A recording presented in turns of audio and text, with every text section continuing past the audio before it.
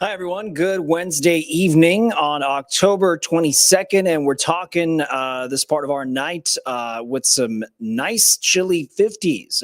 If maybe you enjoy fall, it's sort of that nice reminder to put on that sweater and kind of, ride out this part of the season before things do start to dip a little colder. And by the way, make sure to stick around with us on Wave News on all the platforms later tonight as the storm tracking team's letting you know when the first frost of 2025, or at least I should say the first frost of the upcoming season in heading into late October, November 2025, when that's going to approach. Chief Meteorologist Kevin Harned going to break all that down for you, of course, later tonight. Let's take you out from our Paristown Skytrack camera and here into the Wave Now studio. I'm Jose Sosaya. As always, appreciate you joining us at this time of every evening, Monday through Friday, to sort of unpack a lot of stories and breaking news and updates, not just, of course, the stories that our Wave News reporting team is out there investigating, fact-checking, and just getting as many details as they can. But, of course, other stories that we just want to share with you of interest across Kentucky, Southern Indiana, and just those stories that would make the top of certain homepages and driving a lot of interesting conversation. One of those stories, as breaking news would have it, that happened earlier today when we found out and met some neighbors who were pretty shaken up after they learned about a deadly shooting at an apartment in J-Town. Police say the person who pulled the trigger at our last check is out there, still on the loose. So what you're seeing, this crime scene, it happened around noon at the Point at Stony Brook Apartments on Arbor Point Drive in Jeffersontown. Police say they found the victim inside, shot several times. They don't think the general public is in danger, but they're still, police are still asking for help if there's any sort of inkling of information or clue that could help them find a suspect. J-Town police say they also want any available surveillance video from Stony Brook Apartments and the nearby area, as they're still working to identify who the suspect is. But they believe the suspect and the victim did know each other. What that relationship is still not entirely clear. But we do have some information, unfortunately, about the victim who died in his late 20s to early 30s. Again, no name released yet. He was found in a chair in his apartment. He had to be brought out into the corridor of the building because of an aggressive dog inside. Many people who we witnessed as we went up to the crime scene, the Wave News crews had watching the investigation unfold. Some say it was traumatic. Several people saying they even knew the victim. Someone else talking to Arlene and Oaks saying they heard the gunshots, discovered this man inside the apartment when she went and knocked on the door to find it was actually already open. No indication about what triggered this, what could have led up to this. But again, some neighbors then going on camera to say, just express how they were shocked to find out what had happened.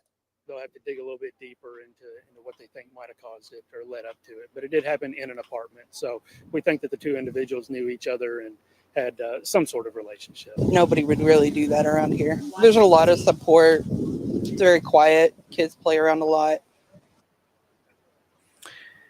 And so at our last check, when we had left the scene of the crime, there were some people still standing around. But if you have any information, make sure you do reach out to J-Town PD. They're, again, looking for any video that could help them identify a potential suspect.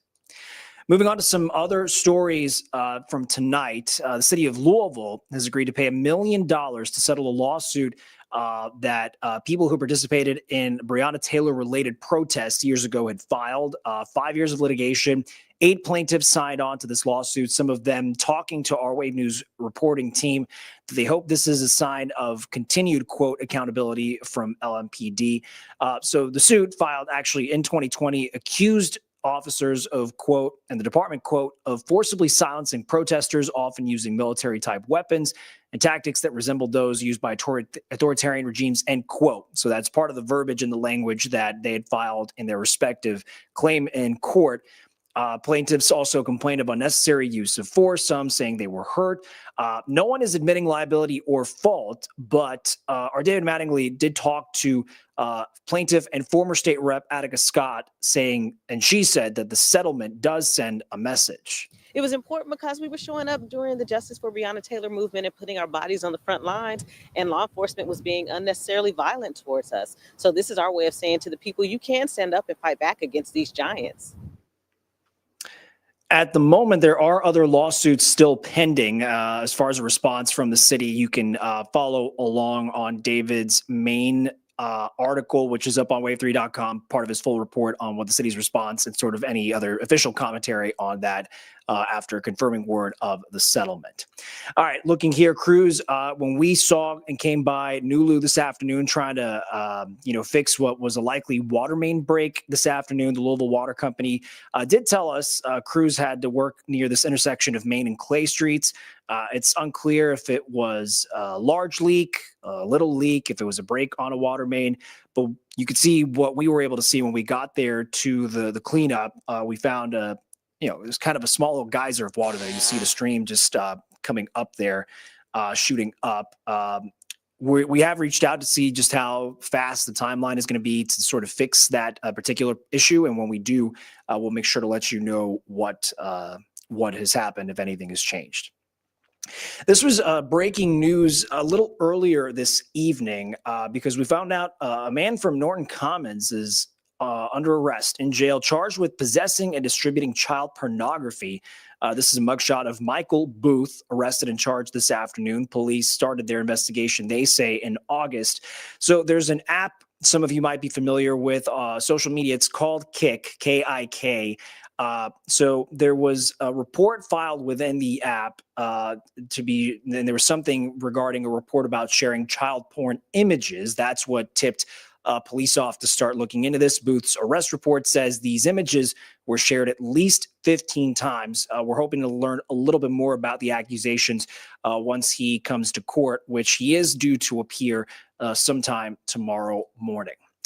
And in another story from our reporting team, this is sort of what we call in the news gathering journalism industry. Sometimes you might hear the word enterprise thrown about, but in essence, it's stories of ideas and conversations born out of something that could be, buried as a story in an interesting data point or a statistic. And that was the case when part of our reporting team was looking into some reports and collated, data put together, arguing and looking at what experts had to say in Kentucky, that it's still among the leaders in the country, unfortunately, in deadly car crashes or deadly car incidents involving teen drivers. That's why local groups say they want to use at least the platform of National Teen Driver Safety Week to raise awareness. There's some other newer data that reveals there's an average of 7 teens who die every day, at least nationwide, in traffic crashes. But research then also showing 56% of teen passenger deaths happen in cars driven by another teen, so it shows the majority there. Local advocates say distracted driving is likely the biggest culprit behind the crashes, and that cell phones are not the only issue involved. Wave News reporter Fernando Garcia Franceschini wanted to parse this a little bit more and talk about what experts think is actually behind the more concerning growing problem. It's a very, very serious issue for teenagers, and we're talking about kids ages 15 to 18. Brains aren't fully developed until we're well into our 20s. According to AAA research, more than 60% of teens get their driver's license before turning 18. Linda Lambert with AAA East Central says inexperience is a big reason behind car crashes, but she says distracted driving is consistently the biggest issue. In fact, she says 6 out of 10 teen crashes involve driver distraction. And we're not just talking about cell phones. Cell phones are a distraction for both teenagers and for adults. But distractions in the form of other passengers are what really become a problem for teenagers. According to AAA, 15% of teen crashes happen because the teen driver was interacting with passengers. To help address this issue, the graduated driver licensing program in Kentucky only allows teen drivers to have one passenger with them who's younger than 20 years old. If you look away driving 55 miles an hour for just 5 seconds, you're going to drive the length of a football field. That is a long distance and a lot can happen. Because it's a growing problem, local leaders are asking parents to sit down with their teens and talk about how to be safe drivers. Nothing beats experience that comes with driving. I mean, that, a lot of us have learned those lessons. All right, thanks to our Fernando Garcia Francischini for his report. And he also found the AAA's Foundation for Traffic Safety. The expert opinion there is teens rarely get into crashes when they have an adult in the car, when there's that adult supervision. And that's why advocates and experts then are saying it's important for parents to pay attention to what their teens are doing when they're behind the wheel, perhaps the conversation of how many passengers they can have, or to not distract a driver as they're trying to focus on the main point to get from point A to point B as safely as possible. All right, folks, we're going to take you back outside to enjoy the view from our SkyTrack network and this view of, just enjoying the city lights from our Paristown lens right there. We're going to be right back after this break on Wave News Extra. And after we come back from break, we're going to have here in studio our reporter Logan Perrone. This actually came in as breaking news about a case that turned initially what was a search warrant involving drug allegations or drug trafficking allegations, disturbing discovery of nearly a dozen dogs in awful, terrible conditions and health in bad shape. So we're going to break some of that down, the visit that Logan made to look at the property, and sort of an interesting context when it comes to the limits, or what doesn't really exist as far as the limit to the number of dogs that can be left inside of a property within metro boundaries. So something we're going to discuss. We'll be right back with much more of that coming up after this break on Wave News Extra.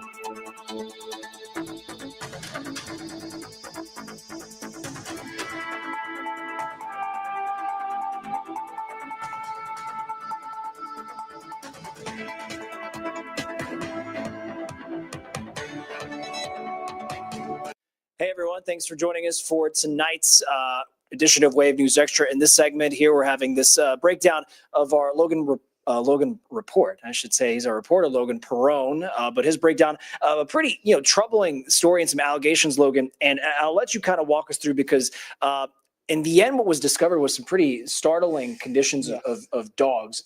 A lot of dogs who needed kind of urgent care, medical care. But as you're going to lay out for us, I believe this wasn't the initial call for SWAT and police officers. They were looking into some other potential case entirely, right? Yeah. So what this was, folks, this was a drug investigation that ultimately led LMPD, the First Division Impact Unit, and then the SWAT team to this residence on the 2500 block of Rowan Street that's in the Portland neighborhood. And ultimately what happened is they went in for an investigation into spice trafficking. And, I can get into the drug, not that way, but get into what the drug is. But, this is what they found when they went in. Obviously, they were able to arrest the guy and charge him with trafficking of controlled substance, synthetic substance, but they found a bunch of dogs, 19 dogs to be exact. At least that's what was reported in the citation.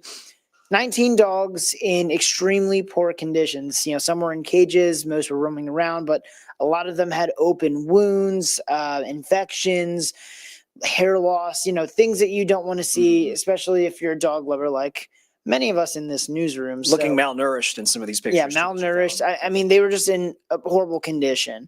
And so they arrested the man who was actually the main suspect of the warrant, who had said and took ownership of these dogs when police got there. You know, you just hate to see it, but they arrested him. They charged him with 19 counts of animal cruelty on top of his one charge of his one drug charge and his one weapons charge.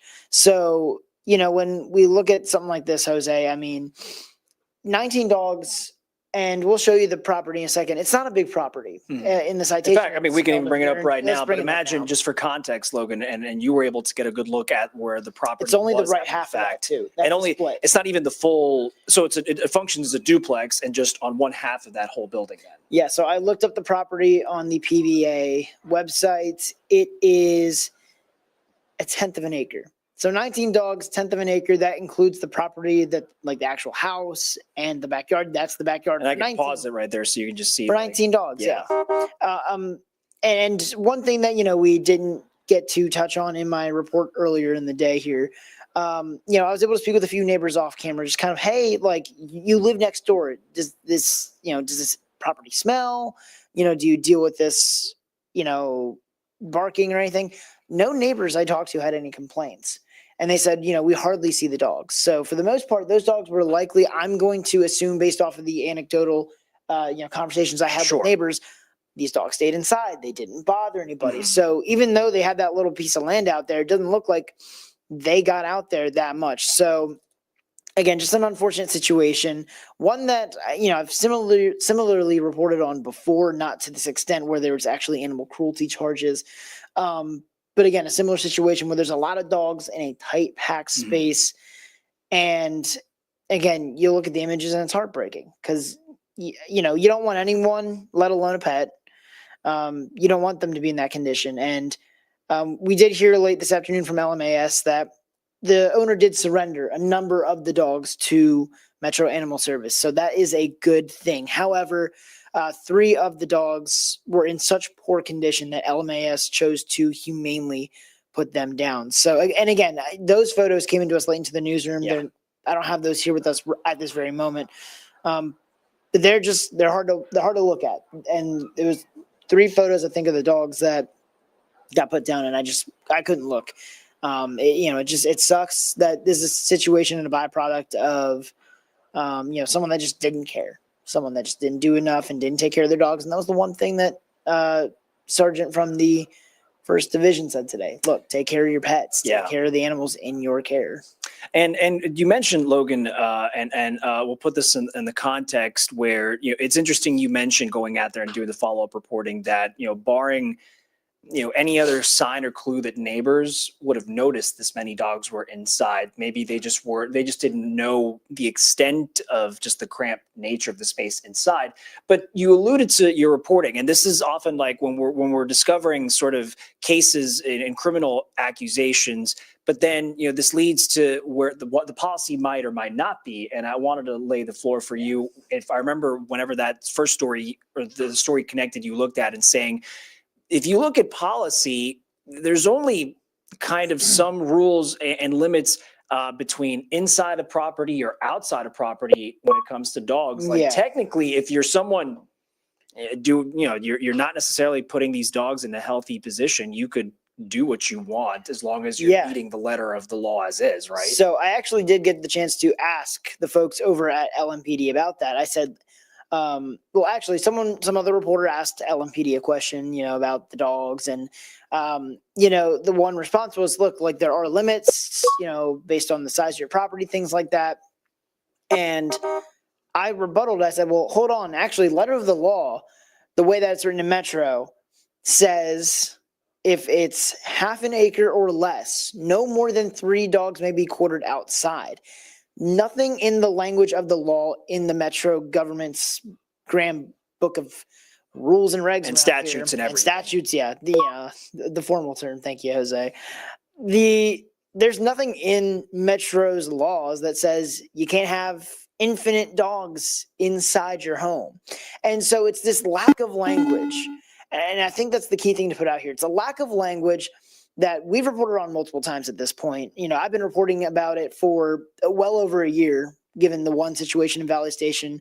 If you guys search Valley Station dogs on Wave and wave3.com, go watch those reports. It's a similar situation. The dogs aren't in extremely deplorable conditions, and it is a bigger property, but it's only 0.3 acres. And this one was 0.1. It's, again, a tenth of an acre. And so the language of the law allows people in the Metro to get away with this.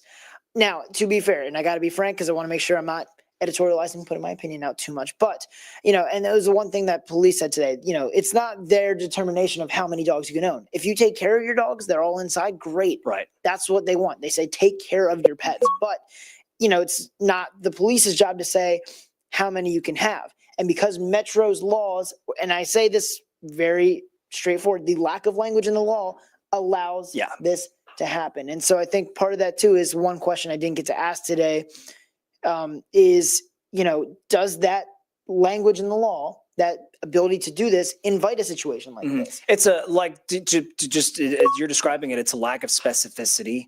Yes. If you're thinking, maybe we could have this discussion, it's not police's job to necessarily, craft what the limit is or shouldn't be.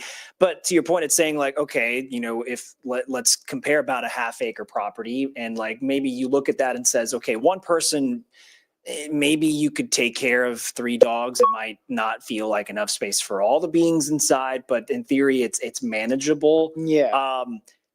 I guess the question is, what with LMAS, it might be great questions to ask once cases like this move forward, or if this, sparks any kind of changes, like saying like, at some point you have to take in health and humane living conditions. Not just, I'd argue, for maybe there's other humans living inside of that property. Right. It's like you're sharing spaces with animals and cross contact of surfaces, and like you could be a loving pet owner, sure, but right. But dogs and cats, at some point, it's not cohabitable. Like it's not a safe situation. No, it's not. And the big thing to take away here is, though, when I asked LMPD, they kind of said, hey, we're not going to answer that question. And part of that is, this is not their realm. Writing an ordinance is not what LMPD does. LMPD enforces them, right? And so when I asked them about that, they were like, hey, we're not going to answer this. So, I went and I asked one of the council members that I've done a story with. I said, hey, look, I know I've talked with you before about getting something else on the books. Like that would be the solution to, say, a situation like this. Say a situation like we had in Valley Station where that individual had upwards of 24 dogs in his property, and they got escapes. They were creating a smell in the summer. But we can distinguish between what police can come in and make the judgment call between animal abuse and not. This clearly what you folks are saying. This is animal cruelty, right? Like the pictures are going to build a case for the prosecutors. Like you can't refute that necessarily, right? And that's where in the Valley Station story that I did, that's where it differentiates, because the dogs seemingly looked healthy. They were in, they're outside of some accusations from the neighbors that didn't have any, I don't want to say didn't have any merit, but there was no video. They just weren't substantiated. It was an auditory sound. There's no proof outside of that. Right. What you're looking at is a law that Metro knows, Metro allows to have on the books. And, this is, again, you don't want to call it action, but this is something that I've talked to the councilman about. I said, hey, is there any work here to get something on the books that would prevent something like what we saw in Valley Station, and then in this case, what we saw today? Because again, this environment, the 19 dogs in a tight space, again, a house that might be the size of my apartment, and a backyard that's I'd say about the size of the room we're in now. Right, but not that much bigger. Like it's Not that much like, bigger. Well, and again, like for animal pet owners out there, and Yes. like you're accounting for food, water, and let's be, I'm not trying to be too blunt about it, but the pets do have to relieve themselves somewhere. Yeah. I think when the law needs to be looked at some point. And again, that's the beauty of streaming. I can, say, hey, as someone who's covered these stories, it's one of those things that I've talked with a lot of people, Metro, I've talked with council members, I've talked with people that are impacted by this. They want the law looked at so that, again, 19 dogs, in their opinion, should not be in a space like that. 24 dogs should not be in a space slightly bigger than that in a single family dwelling in a neighborhood subdivision. And so I asked my council member that I've been in contact with, I said, hey, well, what's the timeline on this? Any update? And, those things just take time. And that's, that's what we're hearing. But again, you got to beg the question, does the way that the language of the law, for what the language of the law allows, does it not invite situations like this? And, that's for you at home to decide. But again, definitely an unfortunate situation. Again, 3 dogs euthanized out of this scenario. That owner facing 19 counts of animal cruelty. And on top of that, he's got a drug and a weapons charge. He is got $10,000 bond due back in court October 30th. And something you might have in the full report, which Logan is going to have, of course, up on wave3.com. But what sort of tipped all this off, or like got the momentum rolling, was the drug investigation. There's other suspects involved. Not that they're not involved necessarily in the animal abuse allegations. Yeah, they weren't even targeted. They weren't the targets of the But just that this has to do, with a case that started as looking into drug possession or trafficking, and then it turned into this. But the 2 other suspects, their own respective drug charges, I think. Yeah. So the man that was arrested with the 19 animal cruelty charges, his name is Tymaine Harris, and then there were 2 other individuals in this case. One was charged with tampering with evidence. The other was charged with possession of a gun by a convicted felon. Those guys got smaller bonds. They also have court appearances on October 30th. And Jose, you mentioned it. This was a drug investigation that just happened to stumble into a situation, where these dogs were. So part of that, was talked about today in the press conference with LMPD. They say that it was against spice. And the way they explain that is, and I'm not familiar, so I'm going to do the best to explain it in layman's terms. The spice that ultimately led them to investigate this guy in this house, get the warrant, and then again know that they were going to encounter these dogs. It's like green tea leaves, something like that, like a leafy thing, and then you get like narcotics that are melted down, liquefied, coated, and it's a potent drug. Sure. They say is often overlooked. And that they say, poses severe risk. And when I say overlooked, they said overlooked by the courts. They don't take it as seriously as, the narcotics that make big headlines, your fentanyls, your heroines, things of that. Yeah. They don't make as big of headlines, and again, they call it spice, but it is a synthetic drug. So, you take some other narcotic, you can liquefy it, you coat it, and that's how they described it today. Again, so there's talking about how that creates a big problem in they said the 26th Street corridors where they were assigned to in the First Division to kind of address the concerns. They had people sleeping on porches, and again, as I went out there today, I don't know if this is in the report, but we went out there today. We went to the house, and sure enough, someone showed up knocking on the door. So I got out the car and I said, hey man, like, what you here for? I asked if he was the guy first. Sure. I said, are you the owner? You're just doing your due diligence, but it's like, hey, do you live here? And I asked him, I said, hey man, like, what's going on? Like, what you here for? Are these your dogs? Are you here for the dogs? And this man just did not want to talk to me. He put his hood up. He didn't want to speak. And I don't know exactly why he was there, but in the arrest citation for the man who owned the property, the guy who has the animal cruelty charge, Tymaine Harris. Harris. He has 2 separate citations, one for the dogs, one for the drugs. And in the one for the drugs, they said it is believed that people were coming to the house to buy the spice. So it almost looked like this guy didn't know what happened last night. And might have come up for we'll call it a transaction as diplomatically as possible, but there was no one there to sell. Yes, because again, he didn't want his face seen, didn't want to talk. And again, to each their own. But yeah, so it's just another problem that kind of led into. And one thing our photojournalist Mark Scheller wanted to ask, but the press conference was winding down. Metro shut him down, and that is what it is. He was curious to know if, say, the drug situations and I believe the wording that our photojournalist Mark Scheller used was the irresponsible pet ownership. If those things kind of go hand in hand, if you see one with the other more than you see them separate. Mm-hmm. So we didn't get to ask that again, but it's definitely something for us to look into because it is something that ultimately tied in together in this story. Sure. So. And by the way, whatever this leads to, whenever he's got his next court appearance, we don't know if he'll take a plea or whatever will happen. We'll be there with the due diligence as that plays out in court. But I'm curious to see, what more. I mean, if the pictures are enough sort of, burden beyond a reasonable doubt proof for prosecutors to say like that you can't deny the animal abuse there, and then just sort of see maybe we'll get to hear a little bit more explained in court.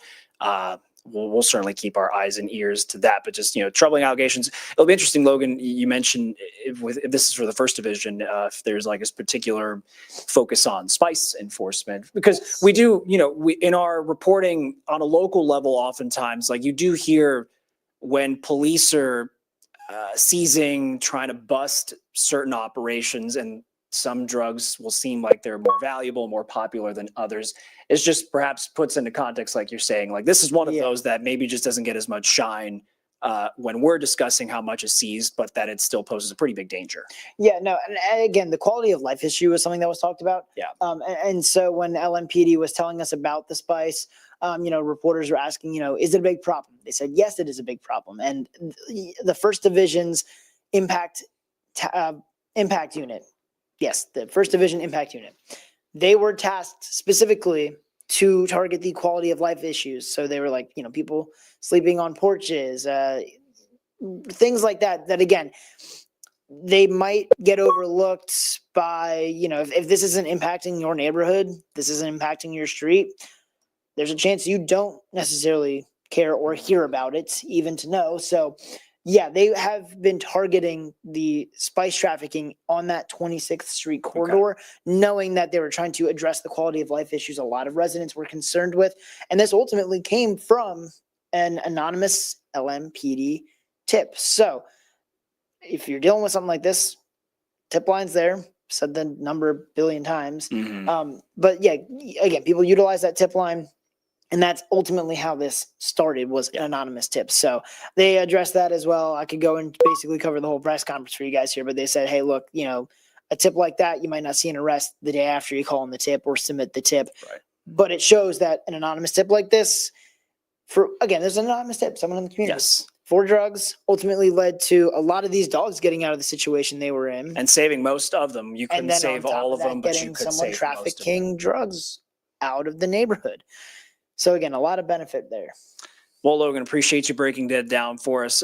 Again, a reminder, Logan's full report. You could also even follow the common thread as far as the animal living condition stuff is concerned, because Logan, you could backdate that report. It's going to be on wave3.com. Just type in Valley Station, I believe would be dogs would be a good Valley keyword Station term. dogs, So, you'll find it. but then for this case too, you'll see it fresh on the wave3.com homepage. Appreciate our Logan Perone. I keep want to say Logan Reporter.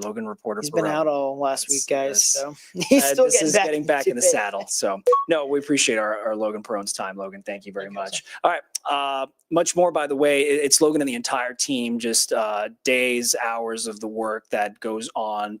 It lives, of course. We wanted to live on the website, and we have it ready for you on TV here on streaming, but want to make sure that lives for you to always access on our homepage. So we're going to take a quick break and be right back with much more of tonight's Wave News Extra after this pause.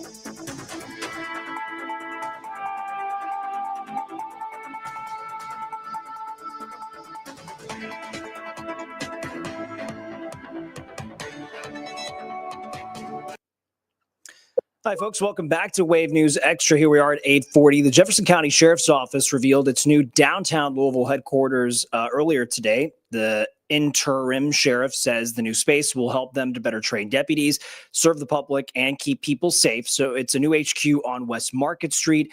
It's a building that the University of Louisville Foundation owns, actually. Deputies were down the road for about 30 years, but they say this older building they were in was crumbling around them. Inside the new space, there's an upgraded training room, an operations division, the tax division team, internal affairs, specialty units, equipment like motorcycles and drones. Sheriff David James says a community dashboard is also a project in the works to keep and get important information out to the public. But more importantly, we're going to be working to making the Jefferson County Sheriff's Office a more transparent organization.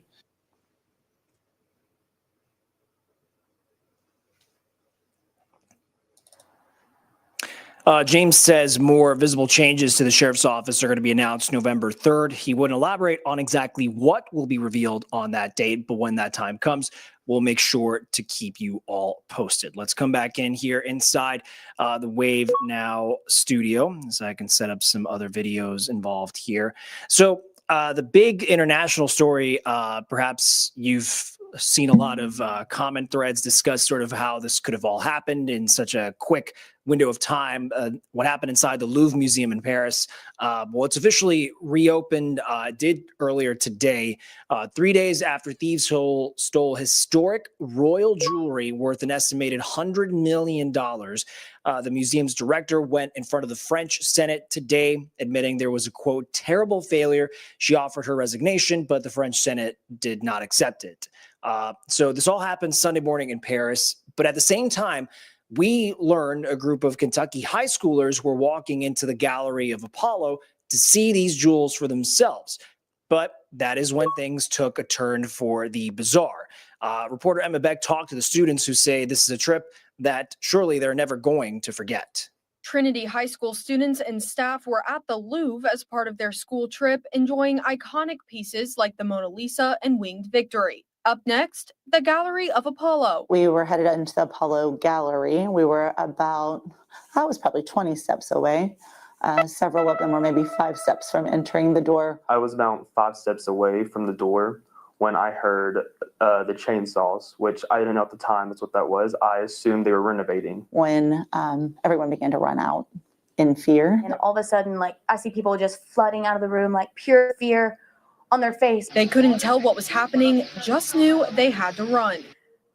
Took a deep breath and I just started running. You know, I honestly didn't really know where I was running to, because I was just in my head, I need to get out of here. I was just running. We kept instructing them, we have to stay close because students are faster than us at times. And I would say, don't get so far ahead. We have to stay together. Whatever we do, all of us have to stay together. The museum was put on lockdown and the group was stuck near an exit for over an hour while the military and police flooded the museum. They have since learned more about the heist and they say they're grateful nobody was hurt. Obviously, there was a danger. Anybody that'll come in with masks and chainsaws, you don't know what they'll do. But at that point, they were going for that, not, people. So that was good, but we didn't hear that until we were out of the building. The students say they will be telling this story for a long time. I mean, I think it's a great story to be able to tell people that you were at the Louvre when it got robbed. This will be a story I'll probably tell like my whole life. So, and apparently this hasn't happened for a while, and the fact that we were there, it's just kind of like mind-blowing. Trinity. Our reporter Emma Beck there. A lot of the high schoolers that were interviewed there, they say that they didn't ruin the trip, at least having to run out after the heist happened. By the way, more than 100 investigators are still trying to piece together exactly just how these jewels were stolen. All right, crossing back on the other side of the Atlantic, redistricting for Indiana may be a no-go. Well, communications director with the state Senate Republicans says right now they don't have the votes for mid-cycle redistricting. Last week, they were invited to join a call with President Donald Trump to discuss this topic congressionally, but Politico reports the call happened during a private Indiana Senate Republican caucus meeting. The president reportedly encouraged lawmakers to redraw the state's congressional maps to benefit Republicans ahead of the midterm election. But the main takeaway with the headline reporting from Politico that they do not have the votes they feel for mid-cycle redistricting. Heading over to Churchill Downs, 2024 Kentucky Oaks winner, Torpedo Anna.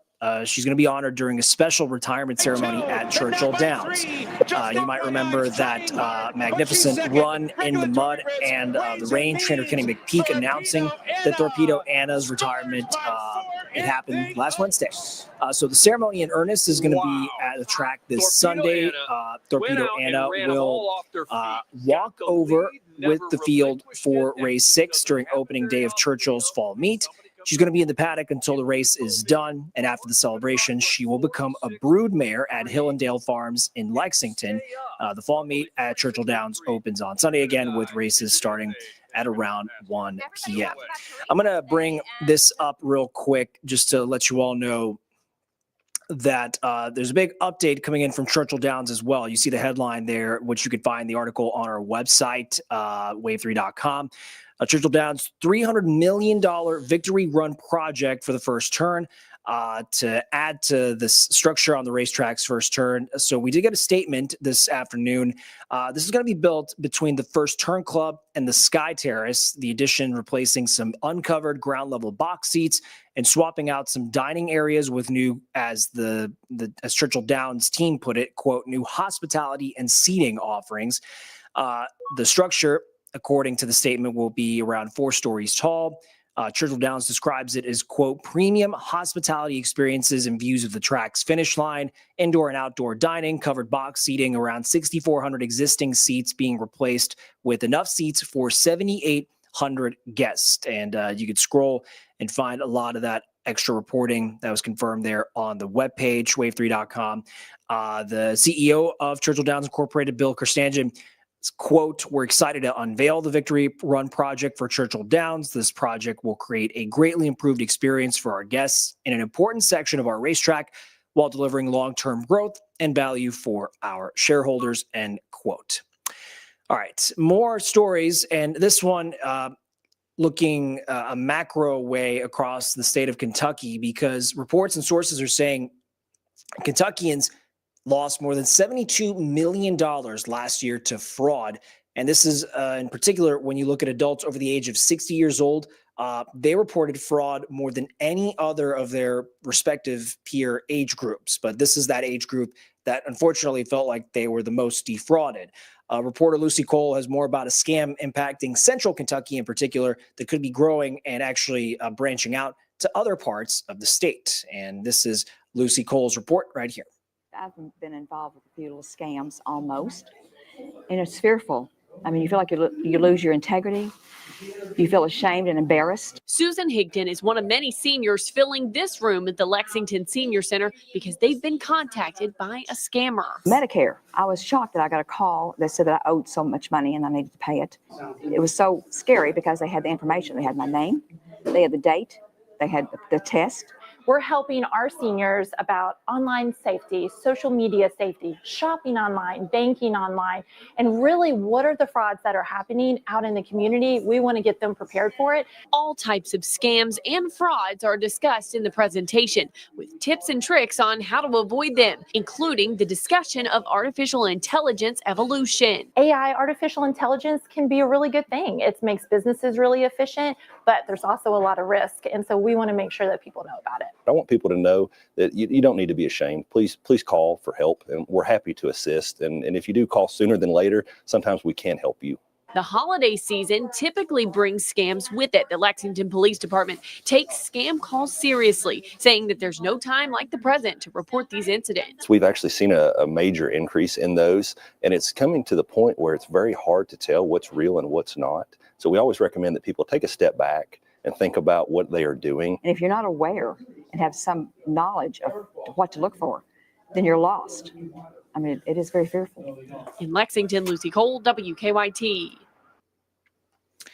And in general, beyond just for folks in Lexington and local sheriff's departments and police departments, the recommendation, the rule of thumb is if you feel like there's something fishy, suspicious, maybe unfortunately, you're too late to try to pull back some money you might have sent, or even just to report the specifics, the characteristics of the scam or the fraud that's going on, do call. It could be as close by as your local police department, your sheriff's department. There are state and even federal resources you could reach out to so they can kind of track at least the behavior of the fraud and scam that is going on to try and put a stop to it as much as they can, for sure. All right, folks, 8:51. We'll be right back after this brief break of Wave News Extra for some commercials and a pause, and then going to round out our stories for tonight. So we're going to take that quick pause and be right back.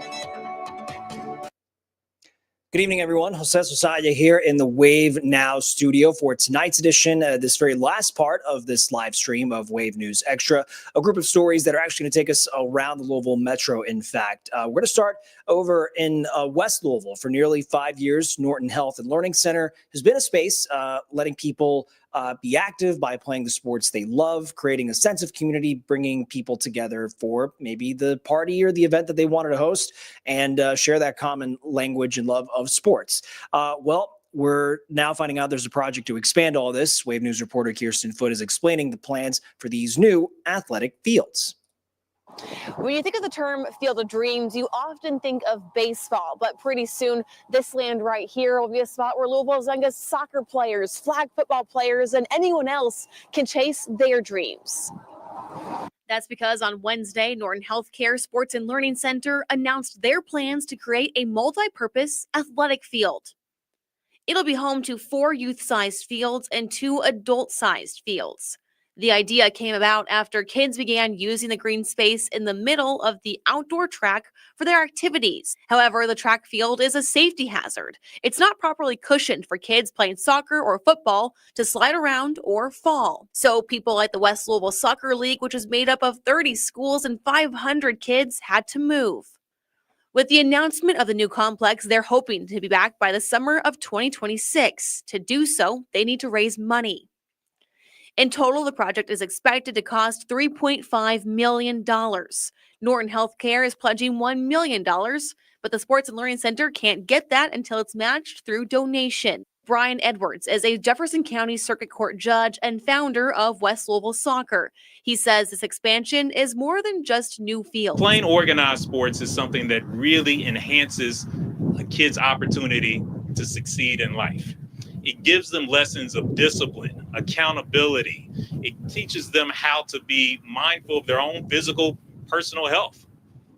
All of these things are going to make it much more likely that that young person graduates from high school, that they get a job, that they're able to keep that job, and that they are able to keep from having to appear before someone like myself asking for a second chance. On Wednesday, Mayor Craig Greenberg announced that he'd be budgeting $500,000 in next year's budget for the expansion.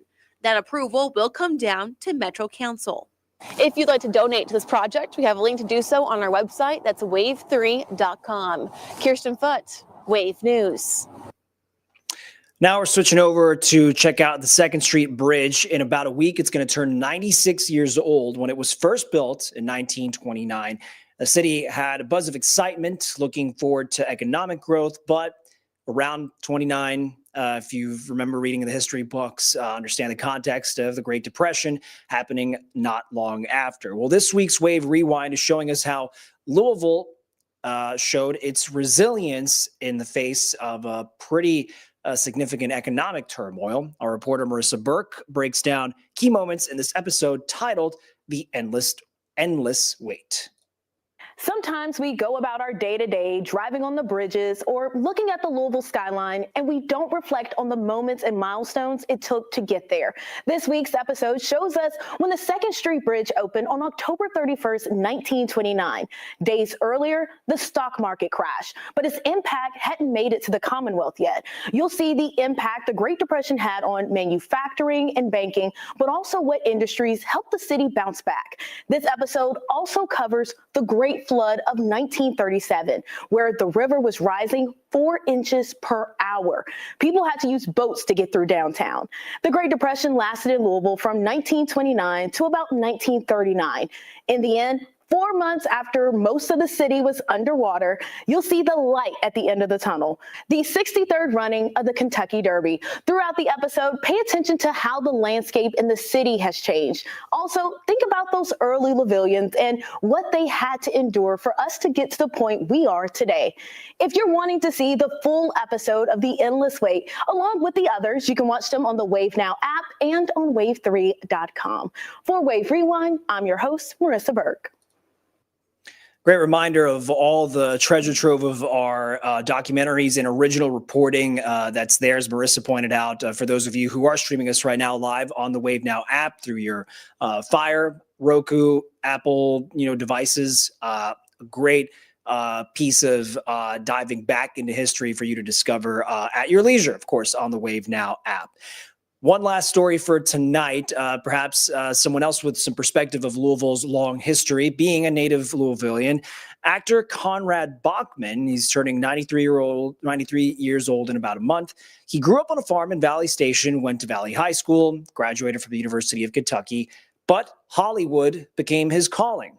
Wave Sunrise anchor Shannon Cogan learned that, as Conrad would describe it, luck sort of just happened for him. Okay, are we rolling?